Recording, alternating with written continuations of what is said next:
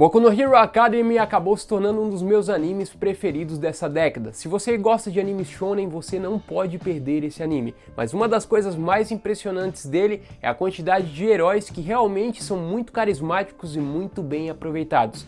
Principalmente o pessoal da classe 1A, que é onde toda a história acontece. E eu fiz um ranking dos mais fracos ao mais forte, voltado para esses 20 alunos. Lembrando, nesse critério eu estou levando o combate 1 vs 1 até o atual momento do anime, ou seja, até a 4ª temporada. E se você ficou curioso e quer saber quem está em primeiro lugar, vem comigo. Só não esquece, deixa seu like e se inscreva no nosso canal, assim você fica por dentro de tudo na cultura pop. Em 20º lugar nós temos a Toro, e não é porque ela está em último que quer dizer que ela é fraca, muito pelo contrário, ela é uma heroína a mais furtiva da classe, então para missões de espionagem, emboscada e ataque surpresa ela é perfeita. Mas no combate 1 vs 1, pelo fato dela não ser perita em nenhum tipo de luta, e pensando um pouquinho mais além, ela também não pode levar nenhum equipamento. E realmente não faria sentido por causa de seus poderes. Isso levando em conta que seu adversário também tem poderes, fica um pouquinho mais fácil de counterar tudo que ela faz. Em 19º lugar a gente tem o Mineta, esse que já era esperado até mesmo na última posição. E um confronto entre ele e a Toro seria interessante, mas eu acho que ainda ele levaria. A sua individualidade é de produzir bolinhas grudentas com seu cabelo, que também é último ali no trabalho estratégico e em equipe. Lembrando que ele também teria que estar em bom estado de saúde para aumentar a sua viscosidade do seu poder. Mas no fim, no combate 1 vs 1, eu tenho certeza que ele usaria melhor seus poderes, porque ele também é muito inteligente. Em 18º lugar nós temos o Code Koda, e tá aí um personagem que tem uma individualidade bem interessante. O Code ele pode controlar todos os tipos de animais que tiverem em sua volta e que possam ouvi-lo. Isso sem dúvida é uma habilidade muito interessante, porém em um confronto X1 ele dependeria desses animais para se defender, o que colocaria ele em algumas situações vulneráveis. Ele também é um pouquinho tímido e ainda está perdendo o medo do confronto pouco a pouco. Em 17º lugar nós temos Hyuga Aoyama. E tá aí um personagem que você não sabe se ele quer ficar bonito ou quer ficar forte. De qualquer forma, ele acaba sendo um personagem muito carismático e divertido para o anime. Já seus poderes, ele consegue disparar laser pelo seu umbigo. E esse laser, se acertar, realmente vai fazer um grande estrago no seu oponente. Por outro lado, se o oponente conseguir desviar e conseguir contra-atacar, ele acaba perdendo. Em 16º lugar, a gente tem a Kyoka Jiro. E apesar do seu jeito irritado e tímido de ser, todos nós sabemos que quando se trata de proteger seus colegas, ela faria qualquer coisa. Mas também seus poderes são limitados. Basicamente, ela pode conectar os seus plugs no seu cotovelo e criar umas cargas com seu batimento cardíaco para destruir toda a área.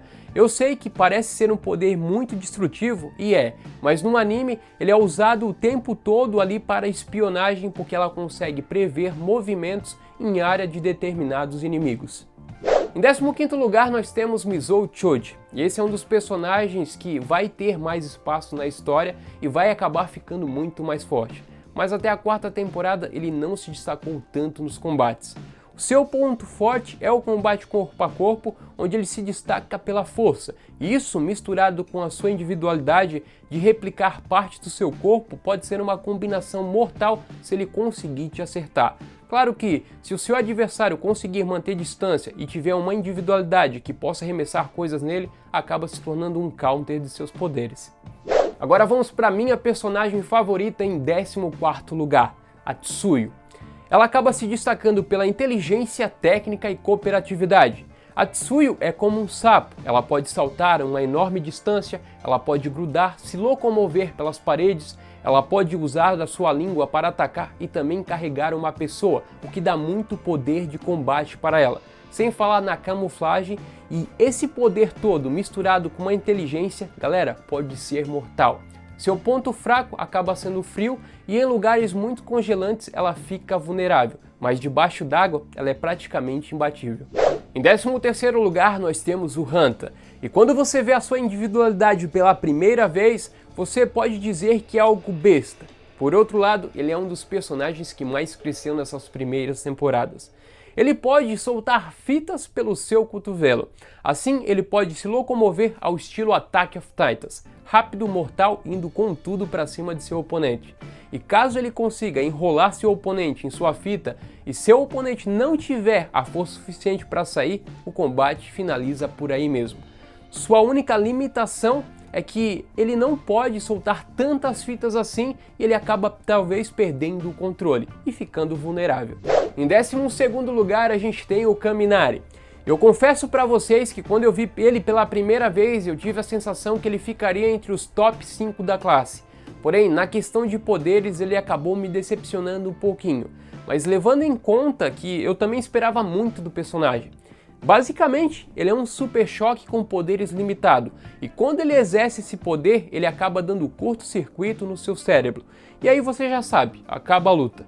Para vencê-lo, é só aguentar a carga máxima, não que seja fácil, mas se aguentar, ele fica vulnerável porque a luta para ali mesmo. Em 11º lugar, a gente tem Rikido Sato. E ele é o famoso tanque, ou seja, extremamente forte, e apesar de ter mostrado seu potencial poucas vezes no anime, quando ele mostra você fica impressionado com tanta força que ele tem, como por exemplo quando ele enfrentou o professor Cimentos. A sua força vem do açúcar, e quando ele mais consome, mais forte ele fica. Então eu não recomendo em um confronto ser atingido por ele, porque se for atingido pode dar adeus. Mas ele também tem uma vulnerabilidade. O consumo elevado de açúcar pode diminuir suas funções cognitivas e ele fica sonolento. Quem abre o nosso top 10 é a Mina Ashido. E o que pode ser pior do que um ataque corpo a corpo usando força bruta? Ácido, sem dúvida. Isso junto com uma velocidade somada com uma agilidade, muita técnica e o melhor reflexo da classe 1A. Tá bom ou quer mais? Porque tudo isso torna ela extremamente perigosa. Como eu falei, ela é uma heroína que ela solta ácido de dentro do seu corpo que pode ser utilizado de várias formas, para ferir seus inimigos e também para deslizar e ganhar velocidade. Ela pode fazer barreiras também para se defender. Pois é, ela é uma heroína completa. Em 9º lugar nós temos Yao Yorozu Momo, ela que foi uma das heroínas que mais cresceu nessas 4 temporadas. Sua individualidade é criar qualquer tipo de material através de seu corpo, e quanto mais ela se alimenta, mais ela pode criar. E não pense que são coisas simples que ela consegue criar. Seus objetos vai desde um bastão de combate, um escudo simples, a um canhão. Agora você imagina, em uma luta entre heróis, certo momento um deles tira um canhão de seu corpo. Realmente é incrível e tudo depende do seu limite, criatividade e inteligência. Contudo, ela também tem limite, e se ela passar esse limite, seu adversário acaba vencendo. Em 8º lugar, nós temos um dos heróis mais subestimados, o Ojiro, mas seu poder vai muito mais além da força bruta. Ele tem uma cauda extremamente poderosa que dá uma força e velocidade extra para derrubar e finalizar qualquer inimigo. No combate, ele vai depender mesmo ali do combate corpo a corpo. O difícil mesmo é conseguir acertá-lo antes que ele te derrube e finalize o oponente, como ele fez ao longo da temporada do anime. Em 7º lugar, nós temos o Ejiro Kirishima, e esse é um dos personagens com a trajetória mais surpreendente dessas temporadas. Ele pode transformar seu corpo, endurecer na verdade o seu corpo, criando uma barreira muito forte que poucos conseguem perfurar. Para atacar, ele consegue afiar as partes de seu corpo como mãos e pernas para provocar ali ataques perfurantes, sendo que a base do seu ataque é o ataque corpo a corpo e também sua vulnerabilidade. Em 6º lugar nós temos o Chakuraraka. Força de vontade e muito coração resume a heroína. Sua individualidade é focada na manipulação da gravidade, seja em um objeto ou até mesmo no seu adversário. Contra oponentes ali que usam a força bruta, ela pode se defender voando, mesmo que seja por pouco tempo, porque esse é um dos seus pontos fracos, que acaba causando náusea nela. Ela também não pode ultrapassar a quantidade que ela aguenta levantar, que é aproximadamente 3 toneladas. Mas convenhamos, com uma já dá para fazer muito estrago, e ela já mostrou muito potencial lutando contra o próprio Bakugou, um dos mais poderosos estudantes da academia da primeira classe. Em 5º lugar nós temos o chefe da turma, o Tenya Lida. E por que ele está na frente de muitos outros heróis? Apesar de não ter um poder explosivo muito grande e ser basicamente toda a força é sua velocidade, muitos acabam esquecendo da dedicação, inteligência e esforço que compensa muito tudo isso. Caso seu inimigo não der conta de contra-atacar e nem de prever seus movimentos, pode esquecer porque a luta já é dele. Mas seu ponto fraco é exatamente isso. Se o seu inimigo conseguir prever seus movimentos, ou melhor, destruir ou dar um jeito de entupir os escapamentos na sua panturrilha, como o Shoto já fez, ele fica vulnerável.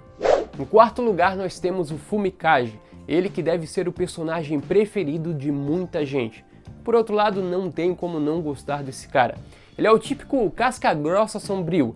Ele tem a individualidade Dark Shadow, que é uma besta sombria que se hospeda em seu corpo. O Fumikage por si só, ele é um dos estrategistas mais brilhantes da academia. Agora, com o Dark Shadow protegendo ali seus pontos cegos, ele é praticamente invencível e no confronto direto contra a maioria dos heróis da escola, ele vence, sem dúvida. O Dark Shadow ele pode se materializar em várias formas. Defesa, escudo, ataque, mas como fraqueza, ele tem a luz que enfraquece seus poderes, e assim seu inimigo acaba vencendo. Tem também o lado da escuridão extrema, que ele acaba não controlando mais o Dark Shadow. Nossa medalha de bronze vai para o Izuku Midoriya. E por que ele está no terceiro lugar? Olha só, eu sei que ele está no caminho para se transformar no maior herói de todos, mas nas 4 primeiras temporadas o seu ponto crítico é realmente a falta de experiência com seus poderes e os efeitos colaterais do All for Honor no seu corpo. Para vencê-lo, precisa conter toda a sua força. Não que é uma tarefa fácil, de jeito nenhum, porque ele é muito forte e ele também estuda seus adversários e isso lhe dá uma enorme vantagem. A medalha de prata vai para o Bakugou. E o que falar desse cara? Ele é um dos personagens mais cativantes e ao mesmo tempo mais odiados por alguns, mas sem dúvida nenhuma é um dos personagens mais porradeiros da academia.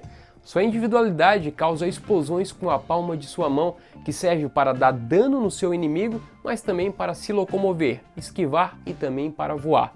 E todo mundo que acompanha o anime já sabe que ele é muito destrutivo e quase não tem pontos fracos. Ele praticamente é movido pela sua raiva, o que pode ser considerado um ponto fraco, já que ele fica vulnerável e fica cego de raiva. Nossa medalha de ouro vai para o Shoto Todoroki. Sua individualidade é meio quente e meio frio, e como o próprio nome já diz, ele pode controlar o fogo e também o gelo. Isso lhe dá muitas vantagens. Na questão do fogo, ele pode soltar rajadas, pode cobrir seu corpo inteiro contra ataques corpo a corpo, ele pode manipular o fogo do jeito que desejar. O seu lado gelo é praticamente o mesmo, ele pode moldar a forma que desejar para prender seus inimigos. Sem contar, claro, com a muralha de gelo que ele pode criar, e caso ele prende alguém ali, é fim de papo. A sua grande inexperiência e talvez um pouquinho ali da raiva que ele sinta de seu pai, talvez seja o seu ponto fraco, porque ele acaba ficando cego, como o Bakugou. Mas e você, concorda comigo ou acha que o Midoriya e o Bakugou é mais forte que o Shoto? Deixa aí nos comentários, só não esquece, deixa seu like e se inscreva no nosso canal, assim você fica por dentro de tudo no mundo nerd. É isso aí, te vejo no próximo vídeo.